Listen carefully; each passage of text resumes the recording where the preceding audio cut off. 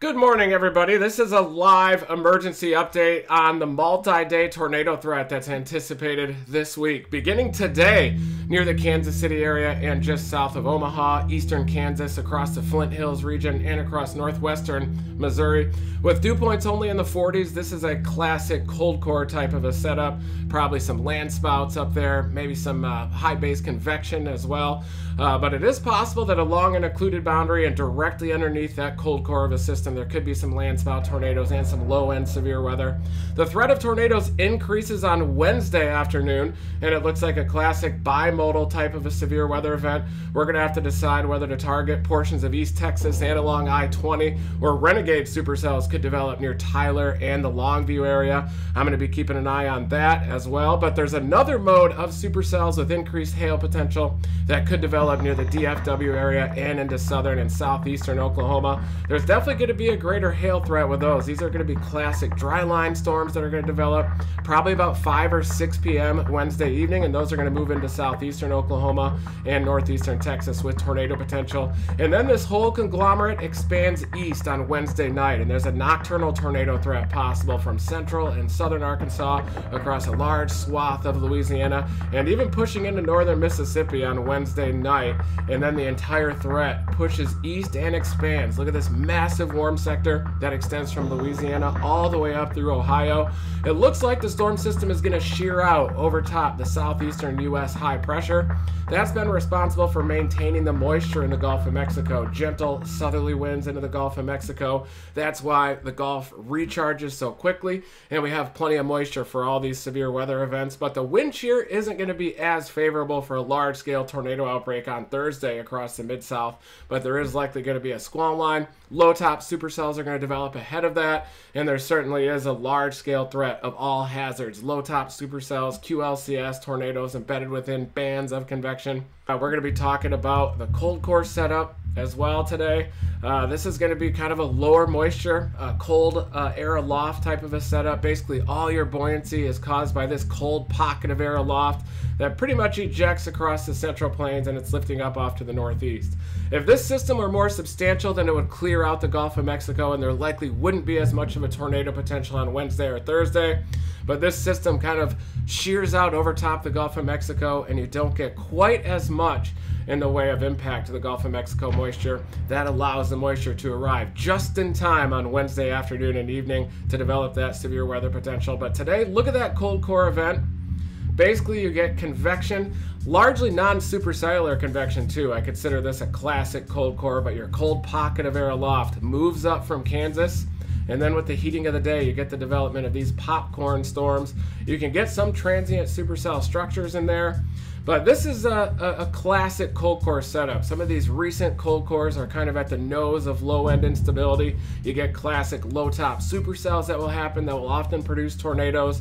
This cold core setup is capable of producing more of the landspout tornado variety, and that does include Kansas City as well. This is our storm system that's going to cause the severe weather on Wednesday evening and on Thursday, but notice how it gets strung out like that.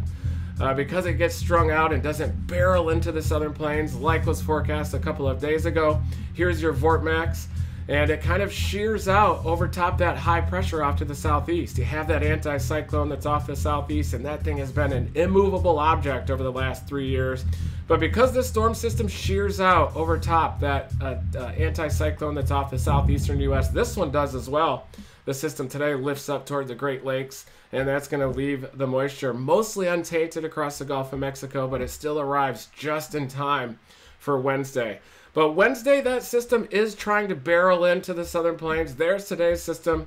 Here comes the system for Wednesday, diving south through the Four Corners region. Look at that ski jump effect right on the tip of that. That's going to trigger cyclogenesis and a dry line that's going to move across central Texas.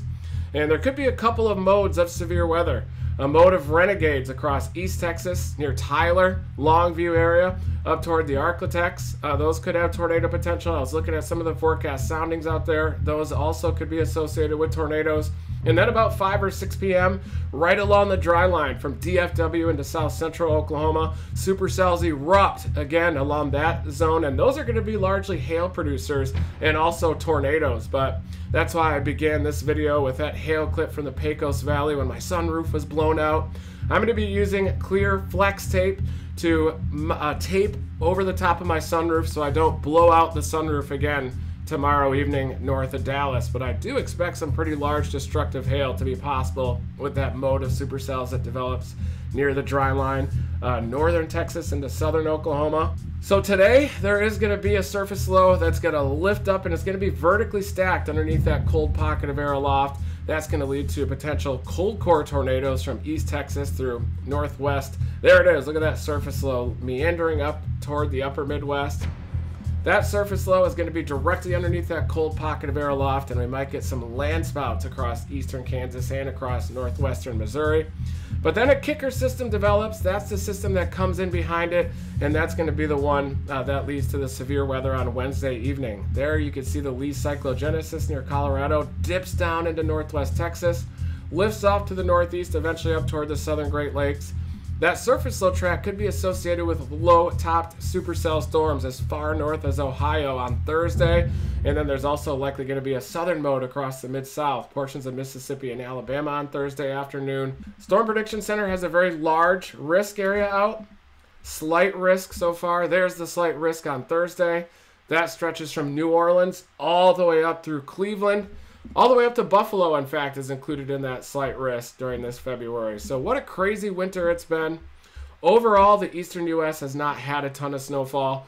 The Mountain West, though, has had a ton of snowfall. Skiers are really happy out there across the Mountain West. Let's go to the HRRR model. And this will show you Wednesday, late afternoon, and evening. I'm going to show you the different modes of storms that develop. Here's the first mode of renegades that develops over northeastern Texas, possibly from Tyler, Longview area, up through the Arklatex into southwestern Arkansas. That's going to be associated with tornado potential, and they could develop as early as about 4 p.m. Central Time tomorrow. That's probably going to be the mode that I'm initially going to target. Forecast photographs look supportive of tornadoes out there. Less of a threat of large hail with those renegades. Those are probably going to be more pure tornado producers. That does include the I-20 corridor too. Tyler, Longview, Shreveport area into southwestern Arkansas. Those are going to be the renegade mode. When we say a multiple mode severe weather event, you're going to have different modes of these convective clusters, different mesoscale modes. You've got this mode of renegades. That's going to be capable of tornadoes. And then look at these storms that erupt along the dry line to the northwest of DFW into southern Oklahoma. These might even include the OKC Metro. The south and east OKC Metro might have erupting supercell storms by about 5 or 6 p.m. Those are certainly going to be capable of producing large hail and tornadoes as they mature and move across the complex terrain there of southeastern Oklahoma. Definitely is going to be an all-hazard type of supercell storms that move through southeastern Oklahoma into western Arkansas. That's going to be Wednesday evening. And then Wednesday overnight, that threat pushes east. And that could include northern Mississippi, central, southern Arkansas, a large swath of central and northern Louisiana. You're going to get all of these modes congealing into a squall line that moves off to the east across the central and southern U.S. And that's when everything expands on Thursday. I'm not sure where I'm going to target on Thursday. I'll probably target the southern mode, the I-20 corridor, Mississippi and Alabama on Thursday. So let's take a look at the environment now for Wednesday. And I want to show you why I think all hazards are going to be possible on Wednesday. We were initially concerned that maybe the moisture wouldn't arrive in time. And we like to call this just-in-time moisture. Obviously, you like the moisture to be in place the day before, and then the trough comes in. That kind of rules out any uncertainty with the moisture return. But look at all this CAPE. This is 0 to 1 kilometer EHI, but all those bright colors are largely the surface-based instability and the moisture return. You can see that the western Gulf of Mexico, very healthy in terms of those dew points. So even though this is just-in-time moisture, it's just sitting down there over the western Gulf, and it very easily lifts up into the warm sector across eastern Texas. The bright colors here basically mean where you have a greater overlap of low-level wind shear and surface-based instability.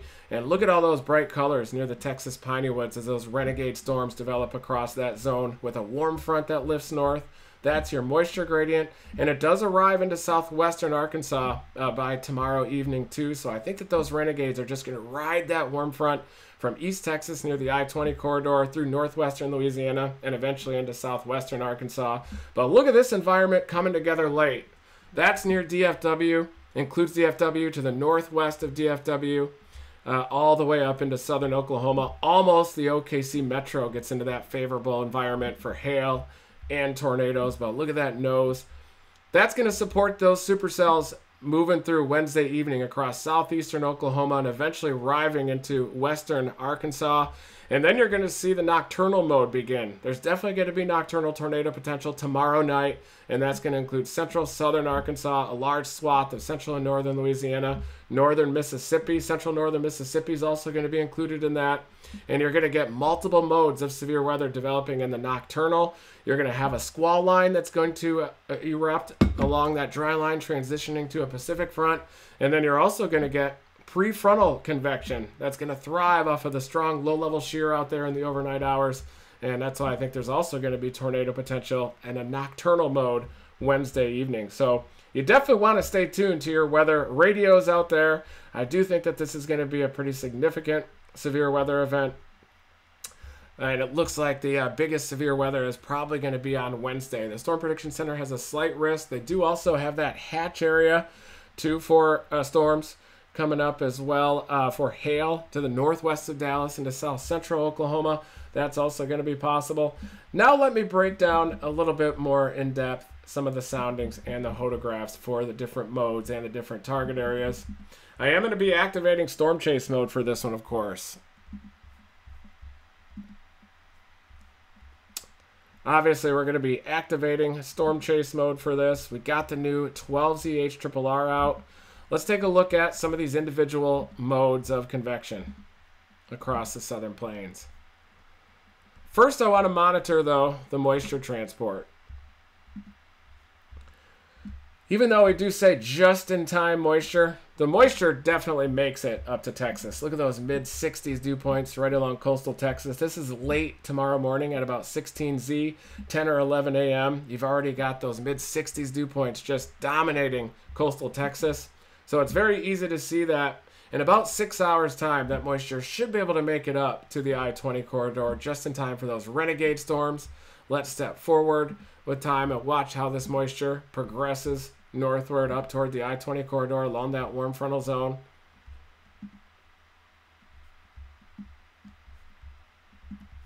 But yeah, I am going to be heading west, of course. Look at that moisture. The blue right there, that's the 60 line. And as you're going forward to 20Z, the 60 is starting to knock on the door of Dallas. This is about 2 p.m. out here, Central Standard Time, as those 60s are making it up to Dallas. And there's your warm frontal zone, 60-plus dew points, making it all the way up to the I-20 corridor. Those renegades develop at 22Z, and look at that moisture jump up into the middle 60s.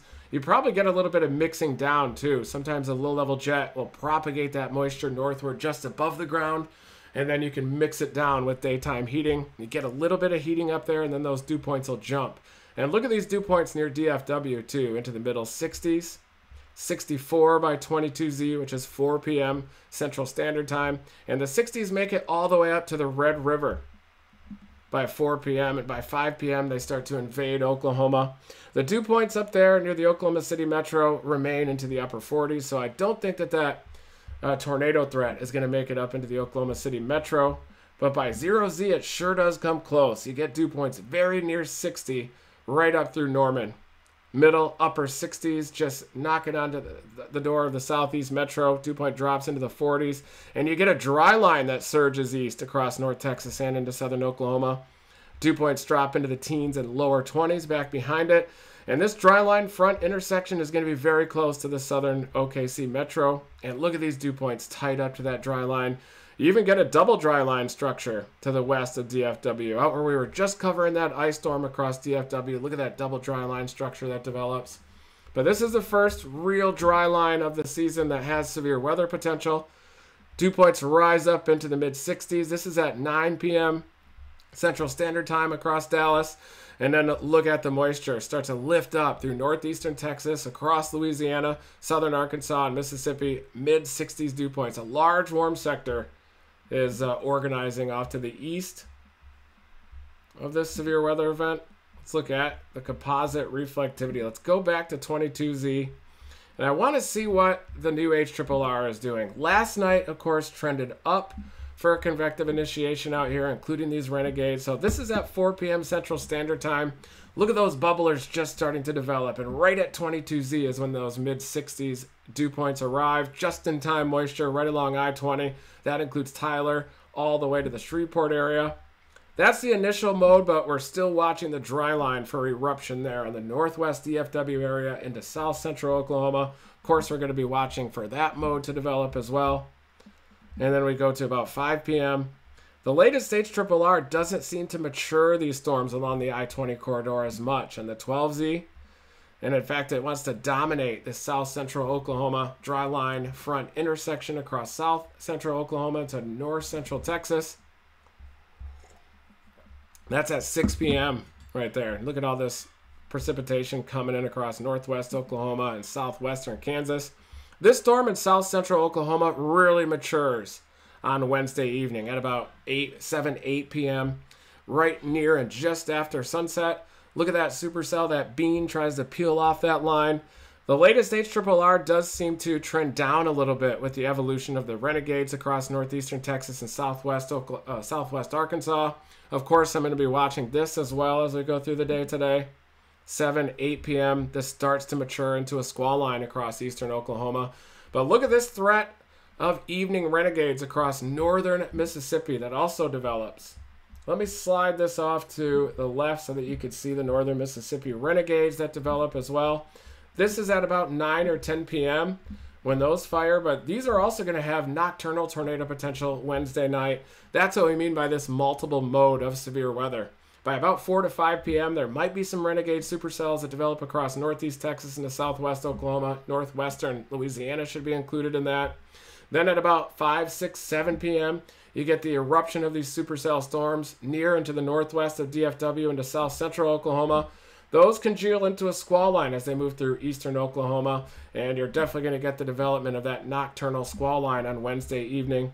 And then you get these renegade supercell storms that develop at about 9 or 10 p.m. tomorrow night across northern northern Mississippi into southwestern Tennessee. Those will also have a tornado potential too. You're looking at the convective evolution here of the new HRRR model. Look at these late evening storms too. Southeastern Arkansas and northwestern Mississippi. These are definitely going to have tornado potential. Looking at a forecast sounding. The kinematics are there for sure. Look at that large hook-shaped hodograph that is going to be in place. So the kinematics are definitely going to be in place. The kinematics are basically the wind shear. You have a south-southeasterly surface wind at about 15 knots. Then you've got a 50-plus knot low-level jet just above the ground. And you do have that slight directional change and also the increase in speed, and that leads to about a 30 to 40 knot shear vector. Classic, very high wind shear type of a hodograph. Your surface-based instability is going to be a little bit in question there, but I think if you get the development of intense mesocyclones, they're definitely going to be capable of drilling through that shallow, stable layer and potentially producing tornadoes across northern and northwestern Mississippi out here. And that should include the Memphis area. A warm front is going to be knocking on the door of Memphis during the late night, Wednesday night, during that nocturnal mode. But here across southeastern Arkansas and northwestern Mississippi, you've got those mid-60s dew points, even a 65 as far north as Tunica. And then here's your dry line transitioning to more of a Pacific front during the late night across north central Texas into southeastern Oklahoma. That's going to push east with squall line potential. And you're going to have tornadoes embedded within that. But the low-level jet shifts east by Wednesday evening. That's going to be across Arkansas, northwestern Mississippi, and that's going to bring the shear with it. So possible, though, over southeastern Oklahoma, you kind of hang on to that low-level jet. You've got a 50-knot southwesterly low-level jet just above the ground. So I do think that that mode that develops across south-central Oklahoma and north-central Texas that pushes east, that's also going to have tornado potential as it moves through southeastern Oklahoma. But look at these modes of renegades across southeastern, eastern Arkansas, and northwestern Mississippi. All of those holes within that low-level jet, those are supercell storms that are going to be thriving off a very strong low-level wind shear in place. And those are definitely going to have the potential of tornadoes, nocturnal tornadoes. Look at all the wind shear in place. This is your 0 to 1 kilometer storm relative helicity. And look at those holes that are embedded within that. These are all going to be tornado-producing storms Wednesday night. I'm very concerned about the threat of nocturnal tornadoes across this environment. You click anywhere across this region and you see very favorable photographs that are supportive of tornadoes, southeastern Arkansas and northwestern Mississippi, and also across southeast Oklahoma into western Arkansas, and even this environment across northeastern Texas still looks favorable in terms of low-level wind shear, even though the low-level jet is ejecting across Arkansas, northern Mississippi, western Tennessee by this time.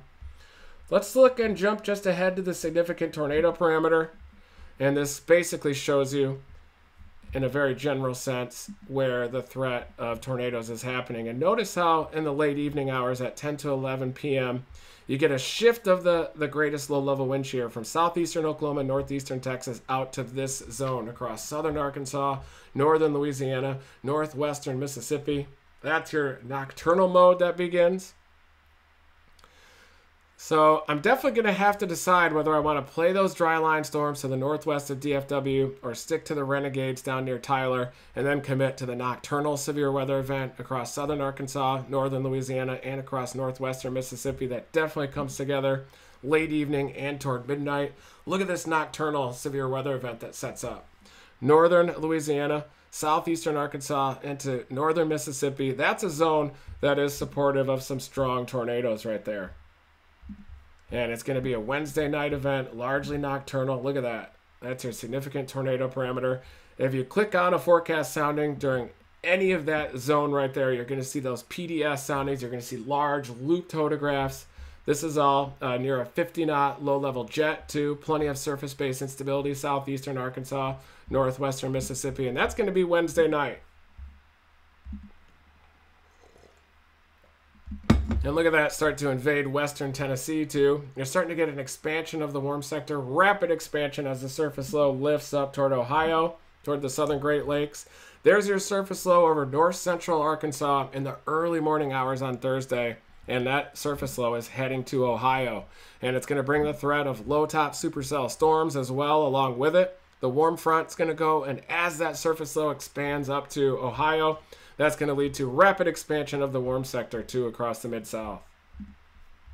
Look at those dew points, surging all the way up to the surface low, lifting all the way up to the Missouri Boot Heel, up to the Ohio River Valley, mid-upper 60s dew points out here across a large swath of the Mid-South. Expanding out to the national view, let's just watch the rapid expansion of this warm sector that happens into Thursday. This is the 12Z NAM.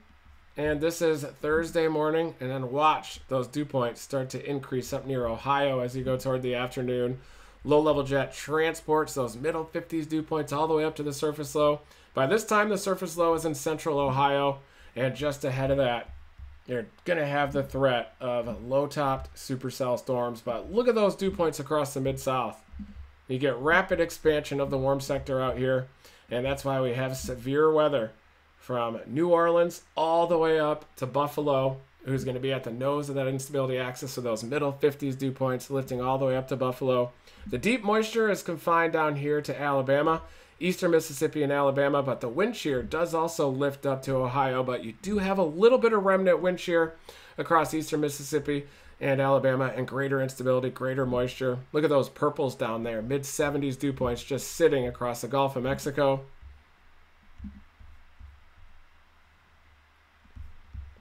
But overall, the low-level jet ejects. See how the low-level jet lifts up toward eastern Ohio, eastern Kentucky. You do have a little bit of a remnant of the low-level jet, though, across Alabama, eastern Mississippi, into Georgia.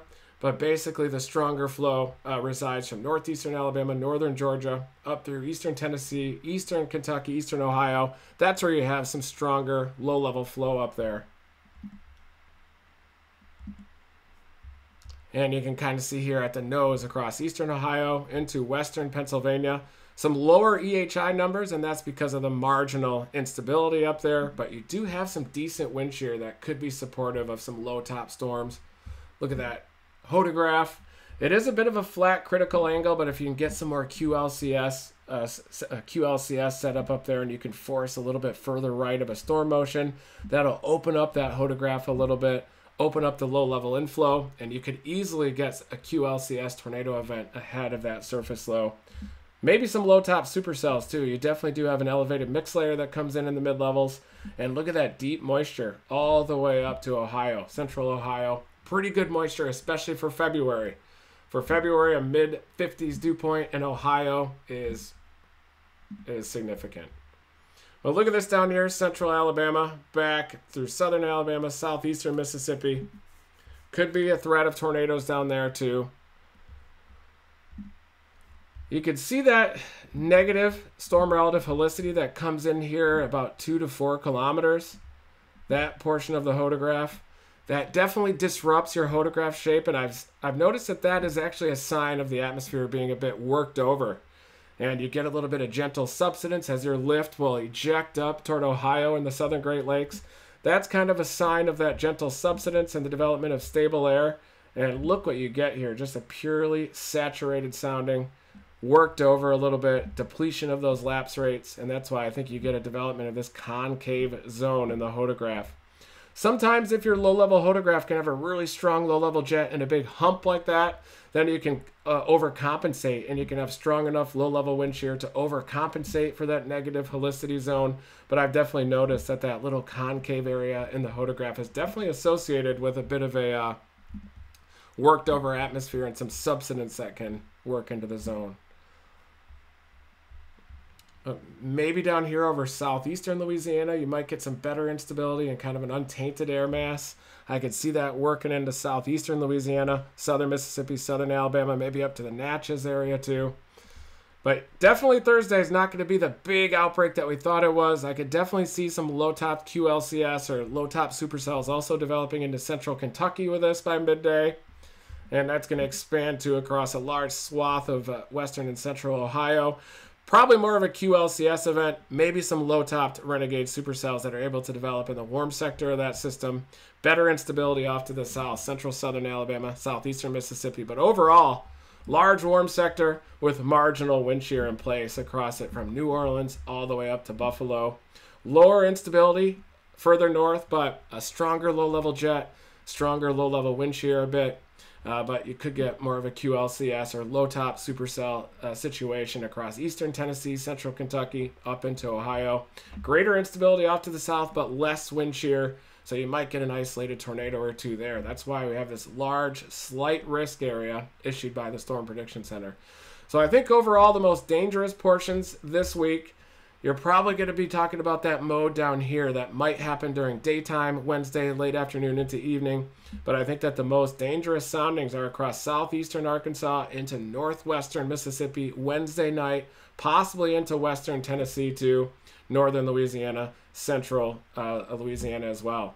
If you know anybody that lives across these zones, including the cold core area this afternoon across Kansas City, be sure to share this in-depth weather briefing.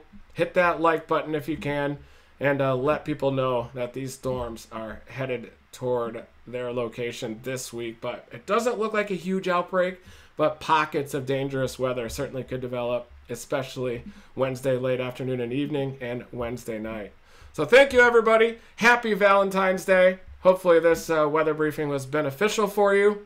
And be sure to stay tuned to those severe weather watches and warnings. I will be activating storm chase mode this week.